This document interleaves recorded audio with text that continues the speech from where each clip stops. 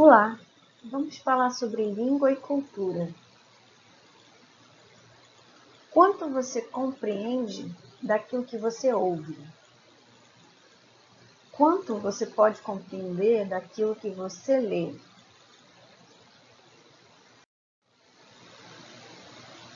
Primeiro nós vamos falar sobre o que é língua.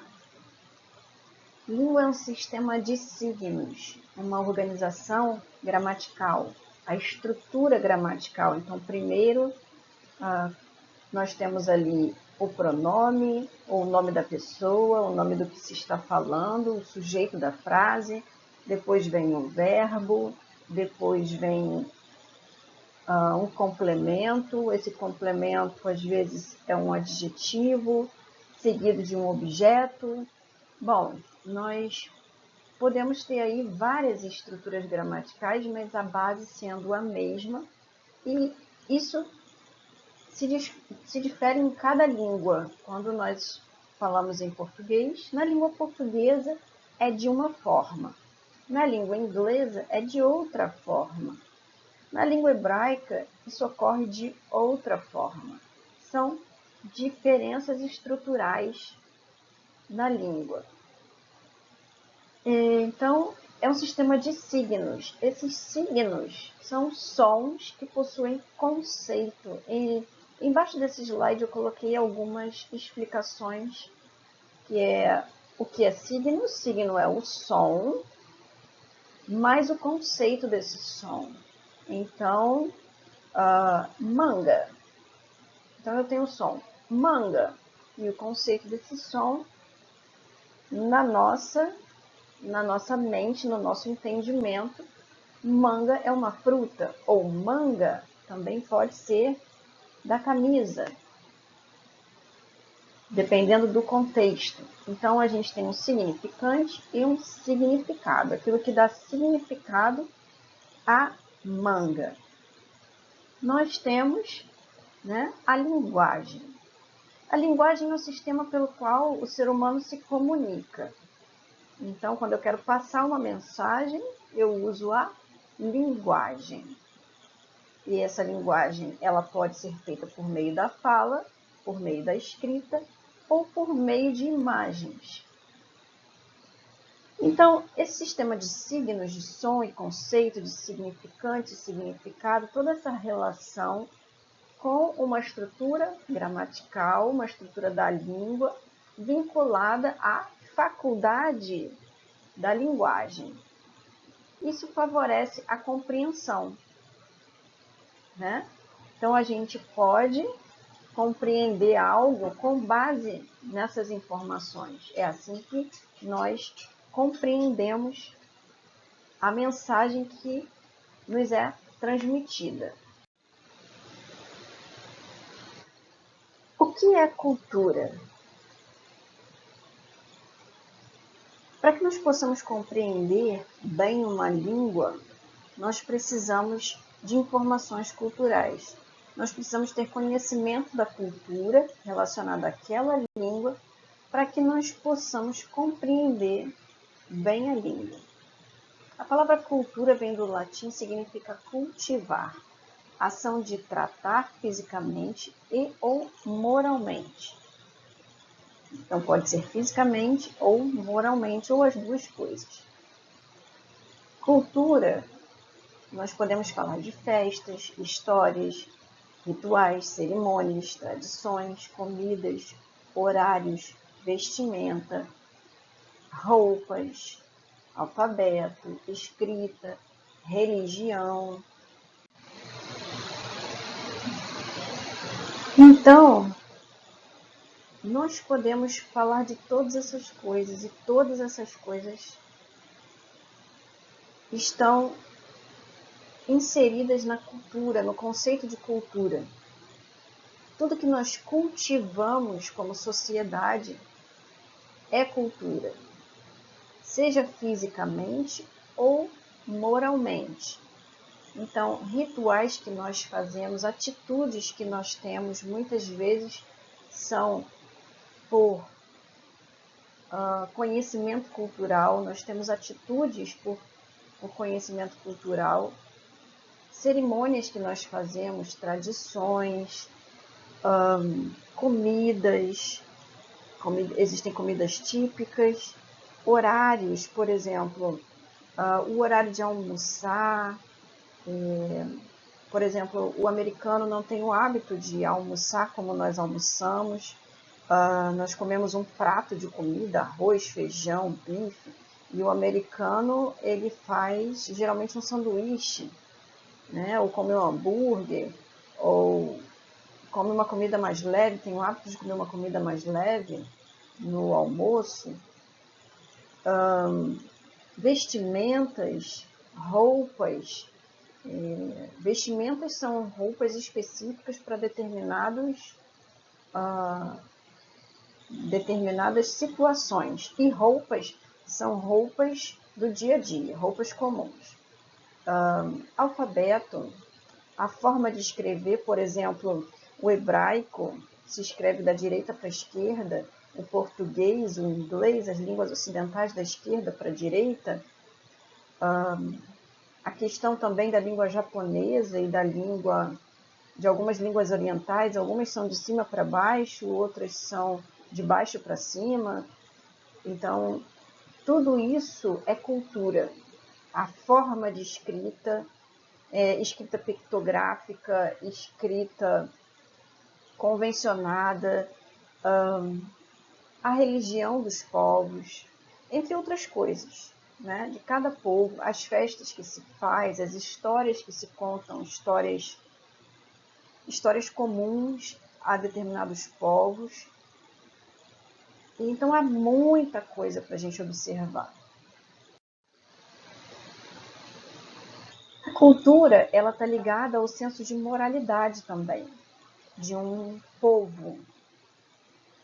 Então, por exemplo, em Dubai é proibido tocar em outra pessoa, proibido mesmo, tá? É proibido, por lei, tocar em outra pessoa que não seja o seu marido ou a sua esposa. Também não é permitido beijar ou trocar carícias em público. Isso lá é considerado imoral, é contra a lei. É contra a lei do país, é contra a lei daquele povo fazer essas coisas. No Ocidente, isso é normal, isso é um procedimento normal. As pessoas não estranham e isso não é imoral para os povos do Ocidente, por exemplo, em geral. Mas em Dubai, isso é uma agressão. Isso é contra a lei deles e isso é considerado uma agressão. No Brasil, as pessoas têm o hábito de conversar e fulano, cutucar o outro, cutucar no ombro. Fulano, ei fulano. Ou então, por gentileza, uma informação. No meio da rua, as pessoas fazem assim, por gentileza, uma informação. E aí, amigo. Isso não pode. No Brasil isso pode, mas em alguns países como os Estados Unidos, as pessoas estranham demais e se sentem até mesmo agredidas.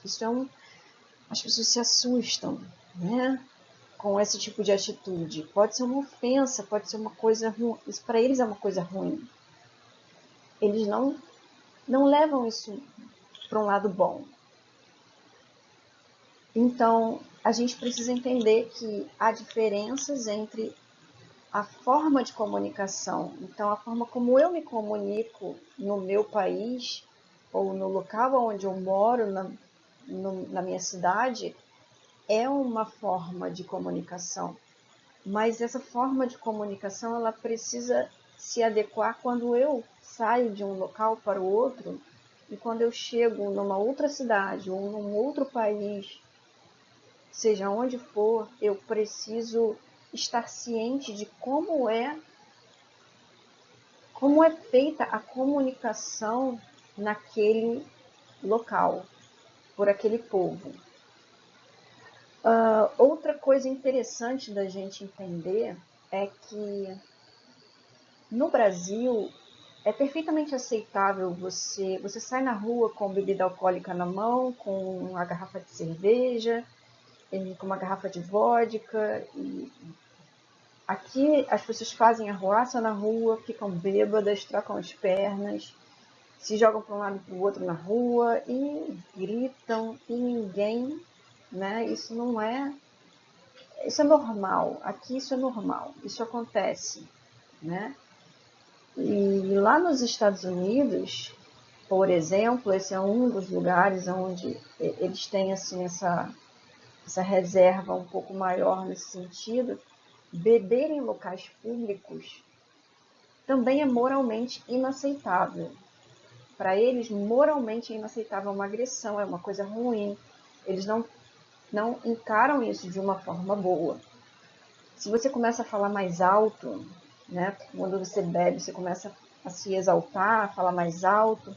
Se você está dentro de um restaurante ou de uma boate, isso num ambiente público, o segurança vai te colocar para fora. O segurança vai chegar e vai falar com você, olha, você não pode fazer arruaça, você não pode falar alto, você não pode fazer esse tipo de coisa, ter esse tipo de atitude em um local público, né? Precisa ter respeito pelas pessoas que estão ali ao seu redor, né? Então, isso para eles seria uma falta de respeito. Então, o segurança, ele tem o dever de manter, vamos dizer, a harmonia daquele local, né? Também, além de fazer a segurança do local, literalmente, né? Para evitar brigas. Então, eles fazem isso no intuito de evitar brigas, porque a pessoa, quando começa a exaltar, a falar alto, começa a olhar para a mulher do outro, e o outro começa a não gostar, então começa a criar uma confusão no local por causa de um bêbado, né? Então, lá eles evitam muito isso. Toda língua ela tem um contexto cultural. Então, para a gente entender como chega a mensagem para a gente e para a gente saber passar a mensagem corretamente, a gente não a gente não pode apenas ficar limitado e é um grande limite quando a gente não tem informação de contexto cultural. Quando a gente tem pouca informação cultural ou nenhuma da língua que a gente está aplicando ou da língua que a gente está ouvindo, acontece que a gente tem uma perda do significado. Muitas das coisas a gente não consegue entender da forma correta. A gente pode até entender, mas parcialmente, a gente tem uma certa perda. Tá? Mesmo que a gente tenha muito conhecimento gramatical, vocabulário, enfim.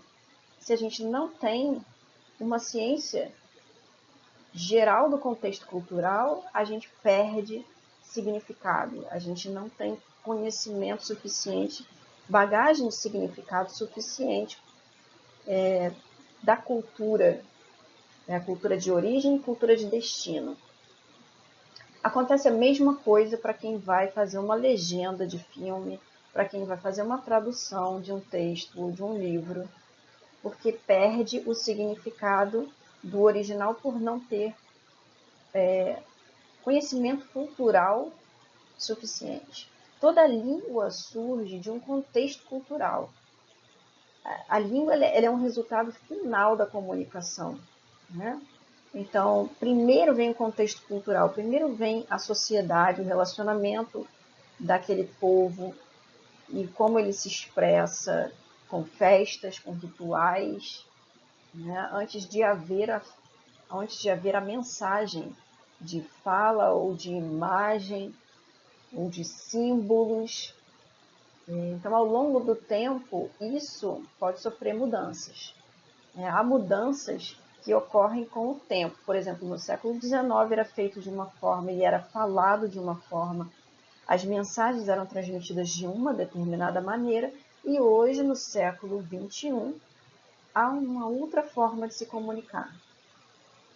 E a gente nota também que, além da questão da mudança de texto, né, antigamente o texto era apenas escrito, datilografado, e hoje nós temos mensagem de texto por celular e por computador, onde nós abreviamos muito as palavras, né? VC, enfim.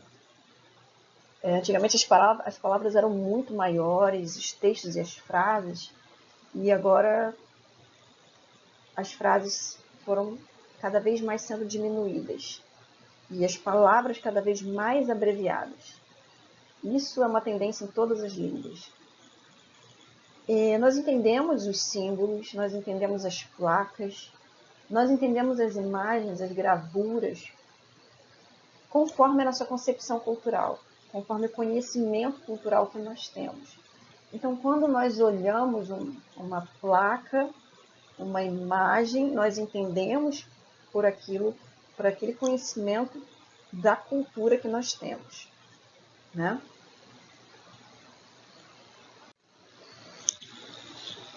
Faz sentido para você? Essa é uma experiência interessante. Se você observar, um pouquinho de conhecimento de inglês só dá para entender. E português, a língua portuguesa. Então, expressões em inglês e expressões em português do outro lado. Em inglês eu coloquei cost an arm and a leg. Cost an arm and a leg é para eles no inglês. Para nós no português, nós dizemos custa o olho da cara. Então, eles usam an arm and a leg, né? O braço e a perna. Então, mudou dos membros para os olhos. Isso é muito interessante, dos membros para os olhos. Por uma concepção cultural, por um entendimento cultural que nós temos diferente e o que nós temos é diferente da concepção deles. Eles pensam de uma forma e nós pensamos de outra forma. Draw a line. Draw a line é fazer uma linha, né? Desenhar uma linha. Que na verdade significa, não é exatamente isso ao pé da letra, né? Desenhar uma linha, né? Mas isso significa o quê? Quando você está fazendo esse ato aqui, quando você faz isso de dar um traço no papel, por exemplo, definir um limite, balizar, né? Que a gente fala em português, balizar, colocar balizas. Então, eu coloquei até figuras para ficar mais fácil da gente imaginar isso, imaginar esse significado por meio dessas imagens. Então, muitas vezes a gente faz isso até para terminar. Eu fazia muito isso, dava um traço quando eu ia passar de uma matéria para outra, no caderno, na escola, eu dava um traço para mostrar que ali era o limite e que na próxima aula seria matéria nova. Então, eu dava um traço numa linha, numa determinada linha do caderno para fechar, né? Isso é muito interessante. Então, isso é draw a line, é uma expressão que significa definir limite. E agora, faz sentido para você? Aqui tem mais expressões, mas essas não são tão, assim, não dá para a gente pensar muito, né? Porque não tem algo assim que não é autoexplicativo. Algumas pessoas até têm muita dificuldade de entender essas expressões. Então, easy peasy lemon squeezy é uma expressão que seria para a gente como se fosse mamão com açúcar. Quer dizer que isso é muito fácil. É mamão com açúcar. A gente fala mamão com açúcar porque quer dizer que é muito fácil fazer alguma coisa, uma determinada coisa. Mas não tem uma razão de ser, né? Não tem uma razão de ser. É fácil como espremer limão? Se a gente parar para pensar, pelo menos se eu parar para pensar, espremer limão para mim é muito difícil. Eu preciso do espremedor, eu não gosto de apertar o limão. Eu não tenho força, esse tipo de força de fazer assim com a mão, fechar a mão, eu tenho dificuldade. Então, eu preciso do espremedor de limão mesmo. Então, por isso, para mim, isso não faz sentido. Easy peasy lemon squeezy. Cabra da peste. Cabra da peste, ó, observe as imagens, uma cabra. E a peste? Peste pode ser o mosquito da dengue, pode ser o coronavírus. qualquer vírus, né? Então, cabra da peste. Mas que peste é essa? Mas que cabra é essa? Se a gente parar o pé da letra, não tem significado, né? Mas é uma expressão muito falada no Nordeste brasileiro. E se você prestar atenção, é uma das frases é uma das expressões mais difíceis para uma pessoa de língua estrangeira entender. É uma das coisas que eles mais têm dificuldade de entender.